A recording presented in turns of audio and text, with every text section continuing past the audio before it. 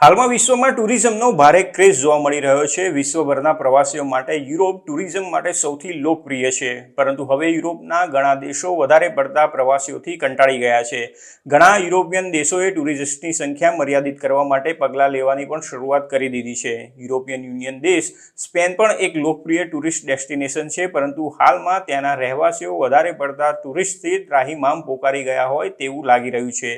સ્પેનના શહેર બાર્સેલોનાના રહેવાસીઓએ પ્રવાસીઓ સામે ભારે વિરોધ નોંધાવ્યો છે। ગત સપ્તાહના અંતમાં બાર્સેલોનાના રહેવાસીઓએ શહેરની આસપાસના લોકપ્રિય સ્થળો પર એકઠા થયા હતા અને લોકો પર વોટર ગન ચલાવી હતી અને તેમને ત્યાંથી જતા રહેવાની માંગ કરી હતી। શનિવારે સાંજે 2800 જેટલા લોકો એકઠા થયા હતા અને તેઓ શહેરના ટુરિસ્ટ હોટ સ્પોટ પર ગયા હતા, જ્યાં તેમણે વધારે પડતા ટુરિસ્ટ પ્રત્યે વિરોધ વ્યક્ત કર્યો હતો। તેમની માંગ હતી કે ટુરિઝમ પર લગામ લગાવવામાં આવે।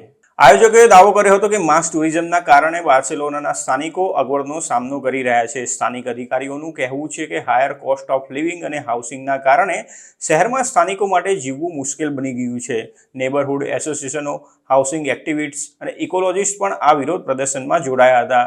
તેમણે દલીલ કરી હતી કે રોજગાર, સમાજ અને પર્યાવરણ પર પ્રચંડ નકારાત્મક અસરો એ સ્થાનિક લોકો માટે બાર્સેલોનામાં રહેવાનું અશક્ય બનાવ્યું છે।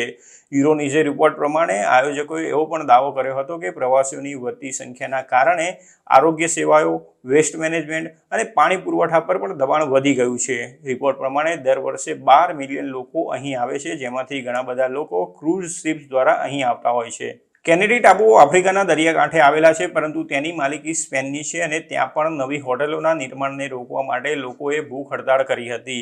આયોજકોએ 20 દિવસ પછી પોતાનો વિરોધ બંધ કર્યો હતો અને તેમણે કહ્યું હતું કે અધિકારીઓને તેમના વેલફેરમાં કોઈ જ રસ નથી, પરંતુ પર્યાવરણીય ભંગની ચિંતાને કારણે બાંધકામ હાલ પૂરતું અટકાવી દેવામાં આવ્યું હતું। ત્યાંના રહેવાસીઓએ સરકારને વિનંતી કરી છે કે તેઓ ટાપુઓ પર હોટલ બિલ્ડિંગ્સને વિસ્તૃત કરવાની તેમની યોજના છોડી દે। બાર્સેલોનાના લોકો જ વધારે પડતા ટુરિઝમથી કંટાળ્યા છે તેવું નથી, પરંતુ વિશ્વભરમાં પ્રવાસીઓના આકર્ષણનું કેન્દ્ર એવું ઇટાલીના વેનિસ શહેરના રહેવાસીઓ પણ તેનાથી કંટાળી ગયા છે। વેનિસના અધિકારીઓએ સિટી સેન્ટરમાં €5 ડે ટ્રિપર એન્ટ્રી ફી રજૂ કરીને સ્થાનિકોને નારાજ કર્યા હતા। લોકોએ દલીલ કરી હતી કે ટુરિસ્ટની સંખ્યા ઘટાડવા માટે આટલી ફીથી કંઈ થઈ શકે તેમ નથી, કેમ કે આ ઘણી મામૂલી ફી છે। તેમણે કહ્યું હતું કે આ ફીથી શહેરની તિજોરીઓ તો ભરાશે, પરંતુ અહીં એપાર્ટમેન્ટ્સનો ઉપલબ્ધ પુરવઠો મર્યાદિત રહેશે। આમ યુરોપના ઘણા દેશોના લોકોએ તેમને ત્યાં આવતા ટુરિસ્ટની સંખ્યા પર નિયંત્રણ મૂકવાની માંગ કરી રહ્યા છે।